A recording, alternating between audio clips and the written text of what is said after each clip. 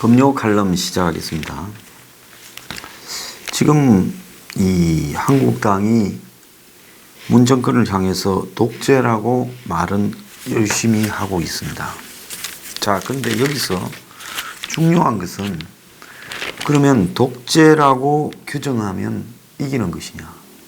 그래서 문정권이 독재를 하기 위해 사법기구나 언론이나 또 우리 사회의 검경이나 수사기구나 이런 것들을 다 장악하고 그리고 선거제도까지 장악하고 있다.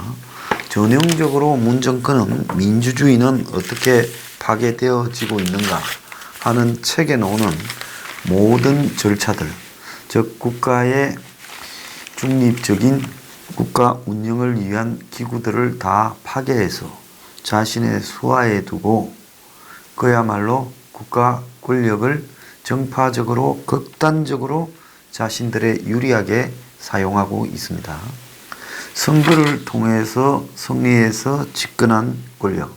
근데 선거 이전의 권력을 길거리에서 쫓아냈지요. 그리고 선거를 통해서 집권했습니다. 국민들은 누구보다도 민주적인 정부라고 착각을 하고 있었습니다. 근데 그 사이에 차례차례로 비민주적인 방법으로 국가의 각종 상권 분립과 견제기구와 수사와 사법기구를 하나씩 장악해 들어갔습니다. 어제 한국당도 나경원이 선거제도 개편, 절대 권력을 향한 마지막 퍼즐이다. 그래서 현 정권은 국민의 자유와 기본권이 아닌 정권의 절대 권력 완성을 위해 민주주의를 악용하고 있다. 자, 그래서 신독재라고 이야기를 하며 이코노미스트지가 최근에 신독재는 국가위기시 집권, 정오심 부추기기, 언론 사법 권력기관 장악, 선거제도 개편 등 4가지 단계가 있다. 그래서 이거를 밟아가고 있다. 차베스의 집권과 절대 권력도 민주주의적인 제도 하에서 이루어졌다. 그래서 현 정권이 대법원 헌재를 접수해 가고 있다. 마지막 패절이 선거제도인데 패스트 트랙으로 현실화되었다. 이렇게 말을 했습니다. 그리고 문이 독재 후예니 온갖 빨갱이니 이런 말로 본인이 직접 정오 정치에 앞서 있다. 자, 문제를 지적했습니다. 그러면 실제로 나경원 말대로 문이 그런다면 그러면 어떻게 할 것인가? 한국당이 어떻게 할 것인가에 대해 안을 내놔야지요. 그렇게 질러만 놓고 어쩌자는 겁니까? 이러니까 국민들로 하여금 길거리 나가서 싸우라는 겁니까?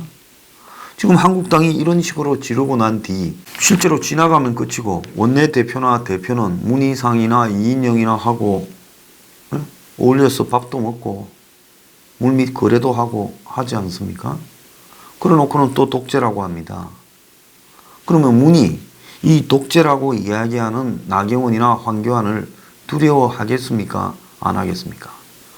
자, 북한에 지금 목선 노크 기순을 정권이 덮어버렸어요.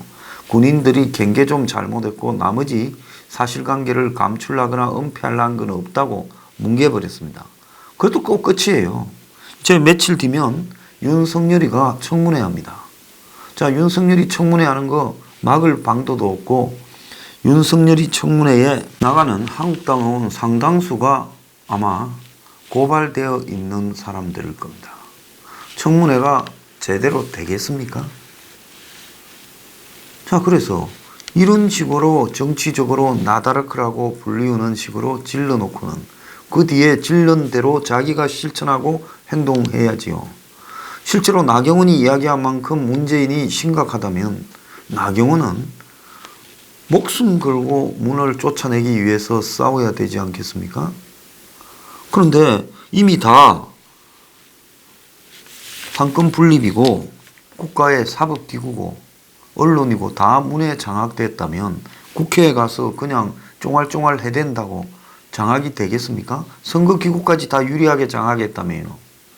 그 신독재를 하고 있는 마당에 국회에 가서 그냥 적당히 협조해 주는 것이 신독재를 저지할 수 있겠냐는 겁니다. 문제의식 따로 해결은 나 모르겠다. 그게 나경원식의 문제 제기입니까? 황교안도 마찬가지예요.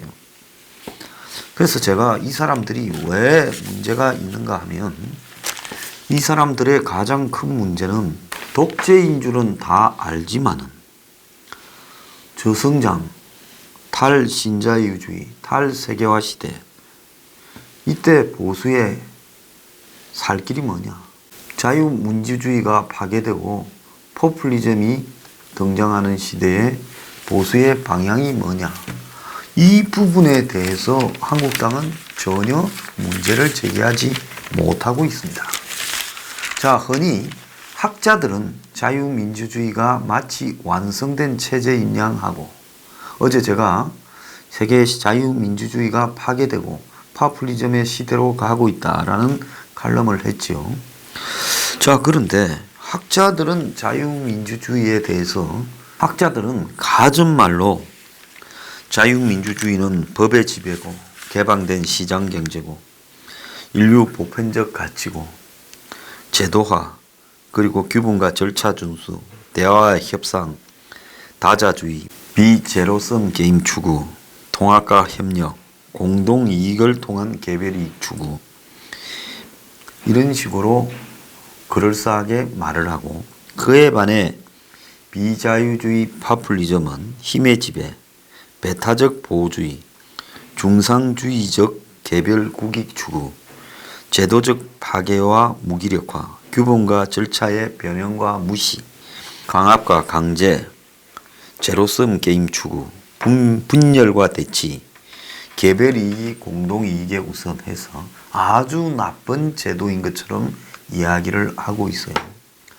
그런데 제가 하나 묻고 싶은 것은 문재인은 그러면 자유민주주의냐 뭐냐는 겁니다. 독재냐. 한국당은 독재라 하잖아요. 그런데 모든 독재는 독재로 가는 과정에서 포퓰리즘이 포함이 됩니다. 그래서 무는 다소간의 좌파 포퓰리즘을 포함한 독재다. 이렇게 정의하는 것이 맞을 것 같아요.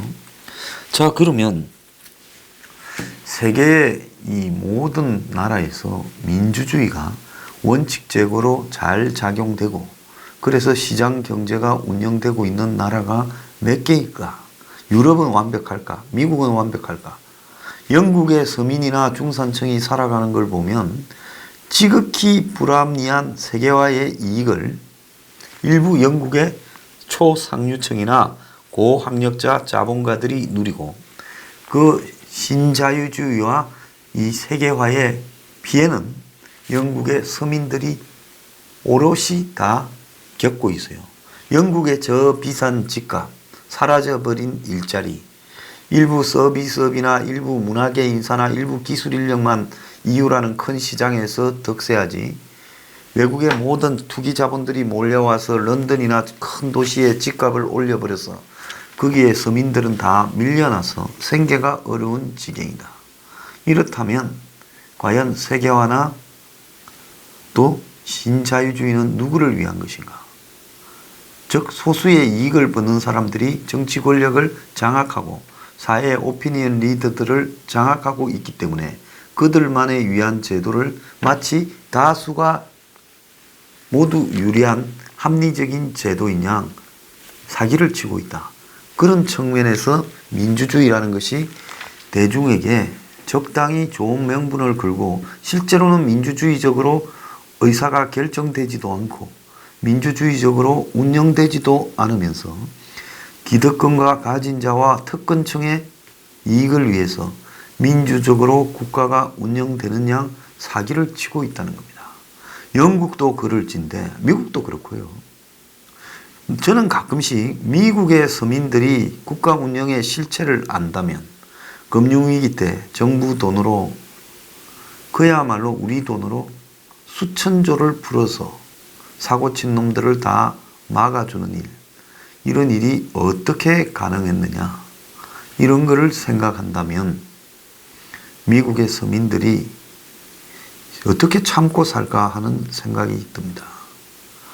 자, 그래서 그런 일들도 한마디로 민주주의라는 미명하에서 다 이루어진 잘못이에요. 그래서 우리가 파퓰리즘을 해가는 부분에 파퓰리즘은 선동이고 또 선동은 결국은 독재로 갈 수도 있다라고 다 경계하고 먹물들은 위험하다고 합니다.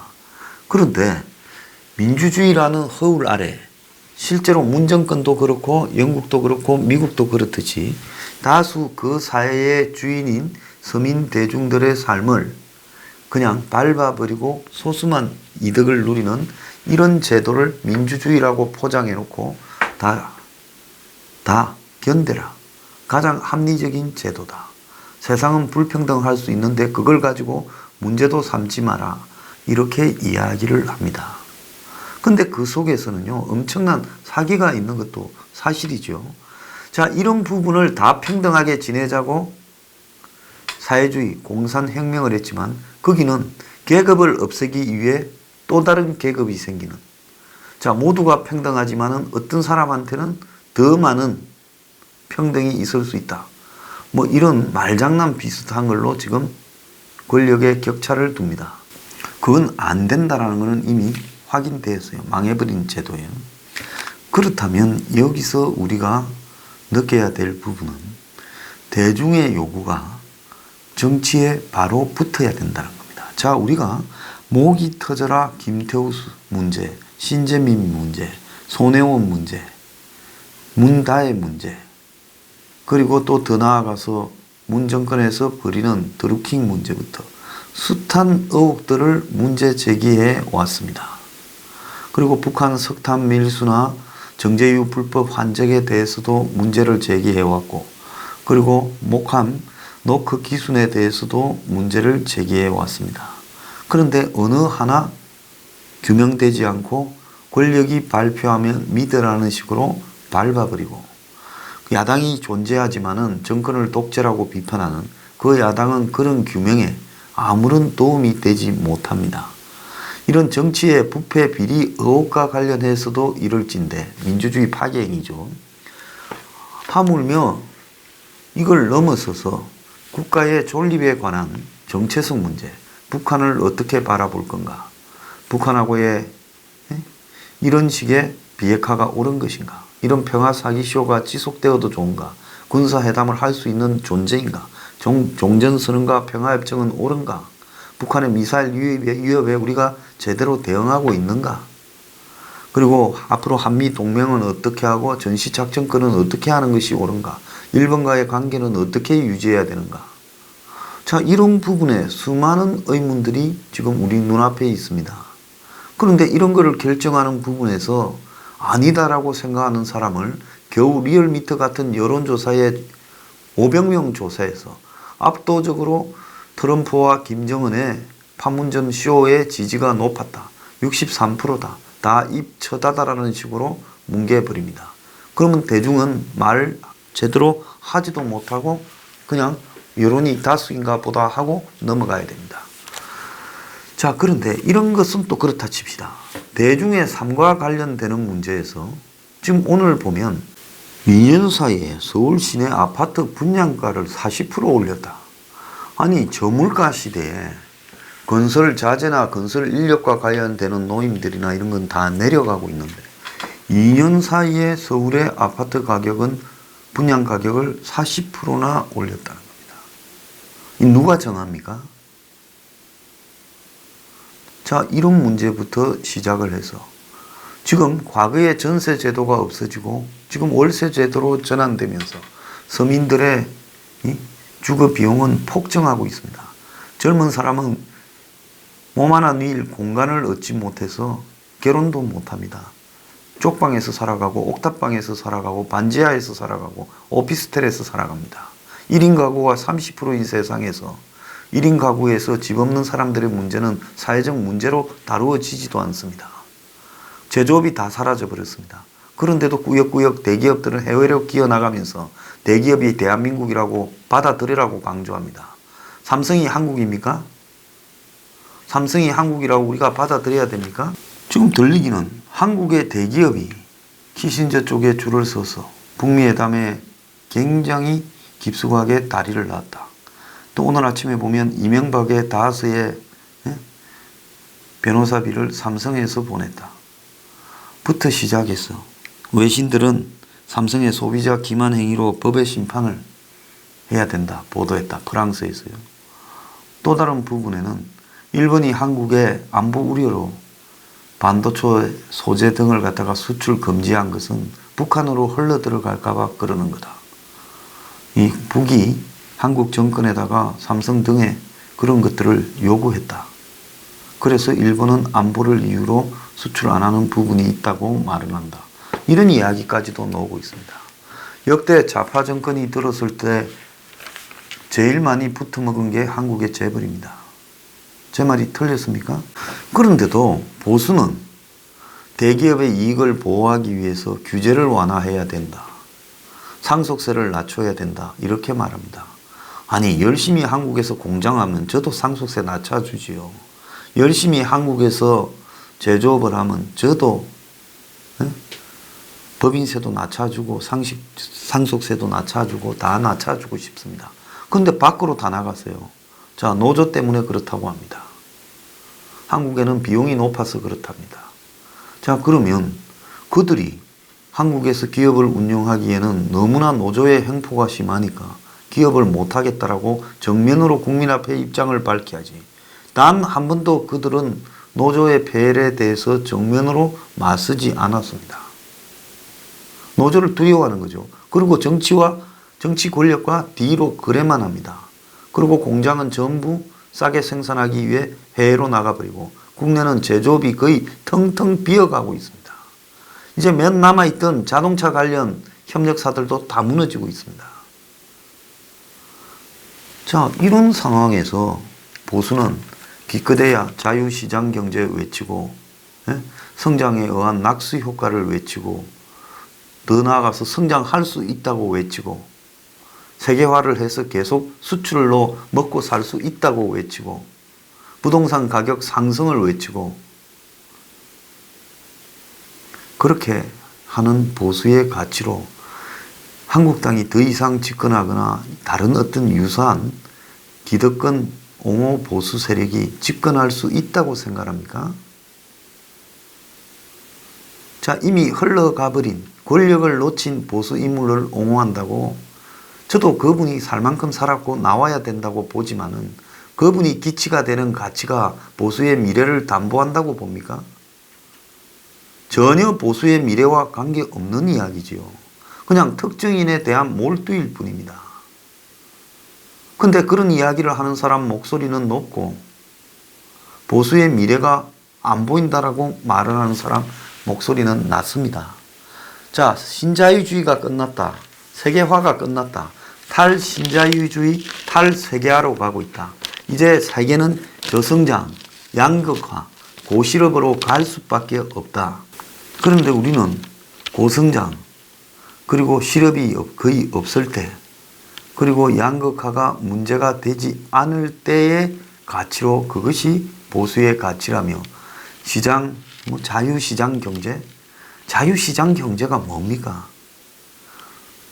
솔직히 다른 소리로 이야기하자면 제가 자유시장 경제론자라고 입에 물고 다니는 사람들의 내면을 보면 그들은 한국의 기득 상류층, 재벌들의 이익을 옹호하는 사람으로서 비춰졌어요.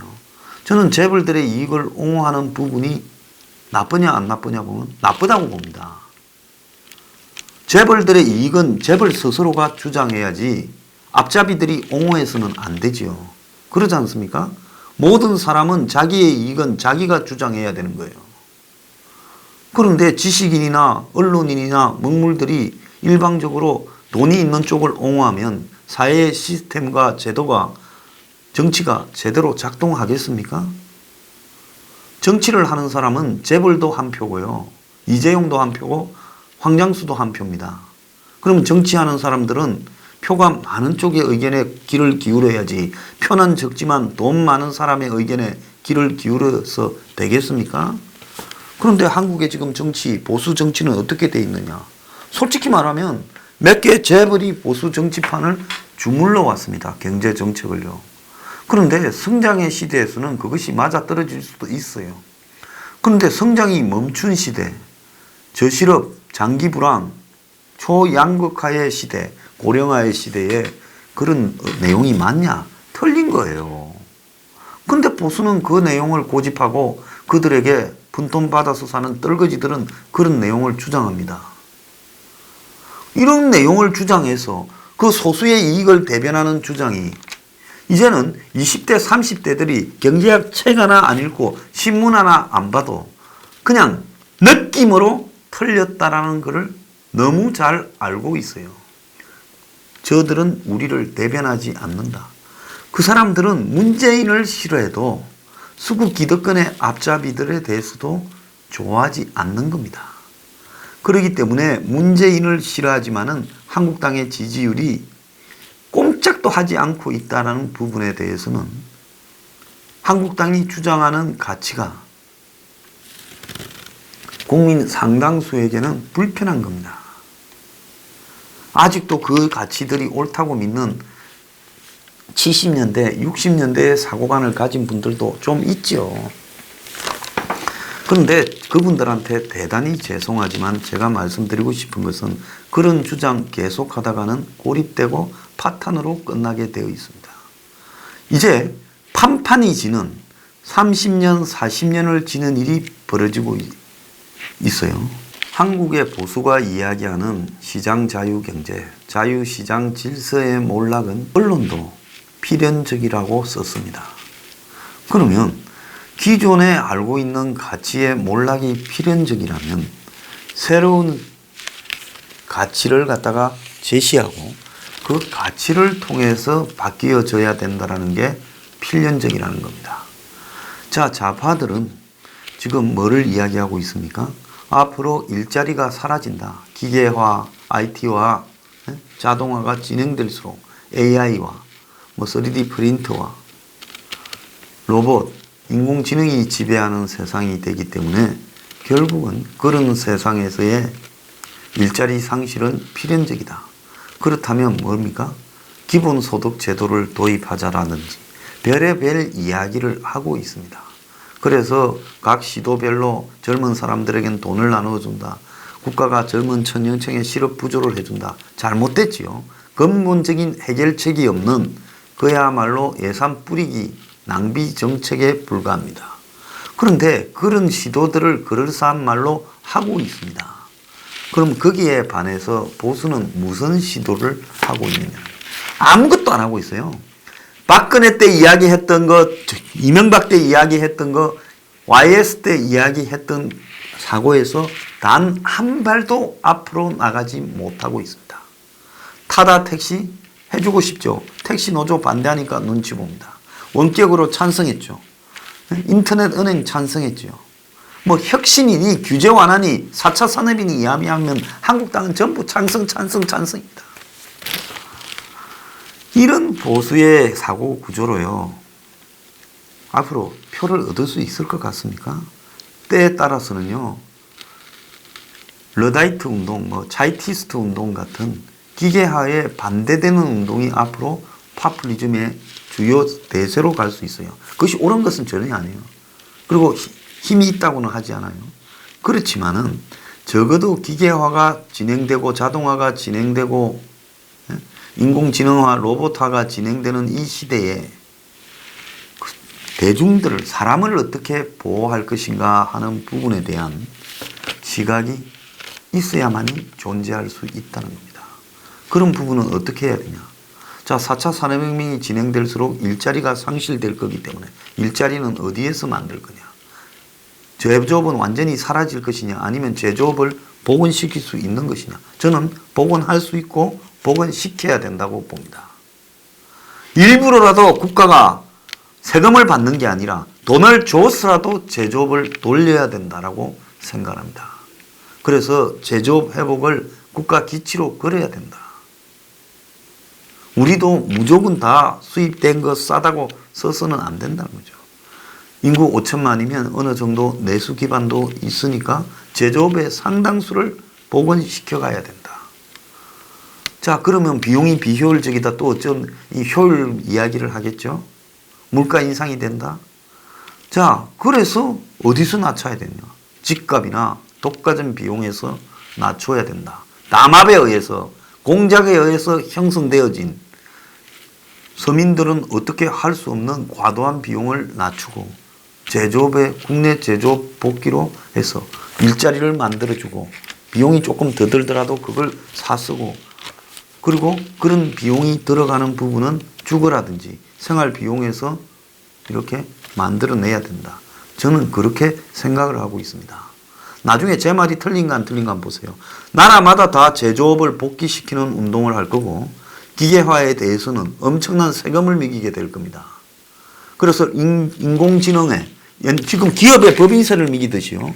인공지능 기계 한 개당 세금을 특별 인두세를 매겨가지고 이제 인공지능에서 세금을 받아내서 일반 국민들을 위해서 일자리 창출을 위해서 쓰는 일이 벌어질 거라고 저는 보고 있습니다. 그러지 않으면 인류의 미래는 SF 영화에서 보는 디스토피아가 될 수밖에 없습니다. 사람 때문에 기술이 발전하는 거지 기술 발전 때문에 사람이 죽어서는 안 된다는 거죠. 세상에 별 철학이 있는 것 같습니까? 모든 것이 상식에 기반해야 철학이 되는 겁니다. 한국당이 이런 것까지 생각이나 해봤습니까?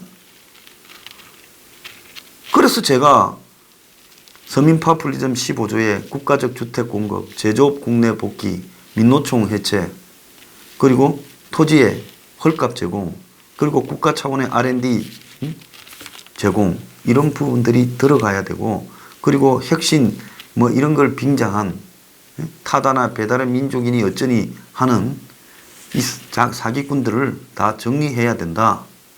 이렇게 말을 하는 겁니다. 그래서 저는 이런 혁신이나 이런 부분에 대한 한마디로 사람 보호가 다음 정권에서 핵심적인 이슈로 등장해야 된다라고 주장합니다. 이게 서민 파퓰리즘이에요. 파퓰리즘이라고 다 나쁜 게 아니라 그냥 선동만 해서 몇 사람의 독재로서 이용해 먹는 파퓰리즘은 나쁜 파퓰리즘이지만 대중의 이해에서 너무 멀어져서 소수의 부자들만 대변하고 그들의 앞잡이 노릇을 하는 정치인들을 질타하고 오늘날 서민이 다 무기력하게 전부 빈곤해지는 이런 세상에서 최소의 서민의 이득을 보호하자라고 나서는 것이 저는 좋은 파퓰리즘이고 이것이 서민 보수의 출발이다라고 생각합니다. 보수와 진보가요. 기득권이나 대기업 편드는 게 보수와 진보가 아니라 그걸 반대하느냐 찬성하느냐가 보수와 진보를 나누는 게 아니라 국민의 다수를 갖다가 편을 들면서 합리적인 방향으로 그 대안을 마련하고 제시해서 돕고자 하는 것이 저는 보수라고 오늘 이 시대의 보수라고 봅니다. 우리가 19세기 영국의 보수를 지금 한국에서 보수라고 밀어붙이면 통하겠습니까? 20세기의 보수를 지금 한국에 밀어붙여서 통하겠습니까? 솔직히 말하면 보수의 가치라는 것은 2차 대전 이후에야 나온 거라고 봐야 됩니다. 지금 7, 80년밖에 안 됐어요. 이런 가치를 불완전하지요. 아직 살아있는 사람도 있는데 그렇기 때문에 이 보수의 가치는 급격하게 변하는 세상에 맞게 변화시켜서 새로 내놔야지. 몇 사람이 저것끼리 기득권을 위해서 이런 게 보수의 가치라고 보수다 해놓고는 이 보수가 수구 기득권이에요. 숫골이에요. 그래 놓고는 그걸 안 바꾸고 가면서 표 달라고 합니다. 표가 오겠어요? 나도 안 주겠어요. 그래서 이 중대한 사기와 거짓말을 이제는 깨야 되는 거예요. 한국당이 아무리 이런 부분에 매달리더라도 제가 깨겠습니다. 앞으로 이런 부분을 깨면요. 어떻게 되는지 여러분들 한번 목격하십시오. 지금도요. 지 스스로가 서민이고 솔직히 말하면 국가적 보호 대상에 속하는 사람이 그런 줄도 모르고요. 수구 기득권의 이득을 지키기 위해서 자유시장 경제 운운하고요.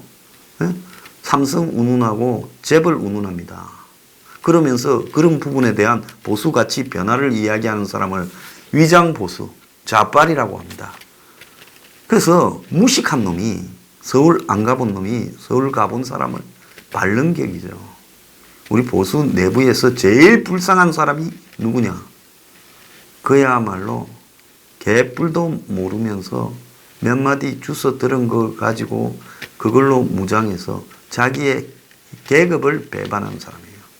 지가 서민인데 지는 기득권의 이익을 수호하고 있어요. 우리 보수에 그런 사람이 너무 많습니다. 많은 사람이 저보고 그럽니다. 태극기 집회에 나가는 저 어르신들이 정말 어려운 사람 많다. 점심값도 없는 사람도 많다. 근데 그들은 누구의 이익을 위해서 저렇게 싸우는 것인가? 이제 우리가 이런 것들도 좀 의논해 봐야 되지 않겠어요? 진짜 보수가 편을 든다는 재벌들은 다 붙어먹습니다. 좌파 정권 들면 좌파 정권에 붙어먹고요.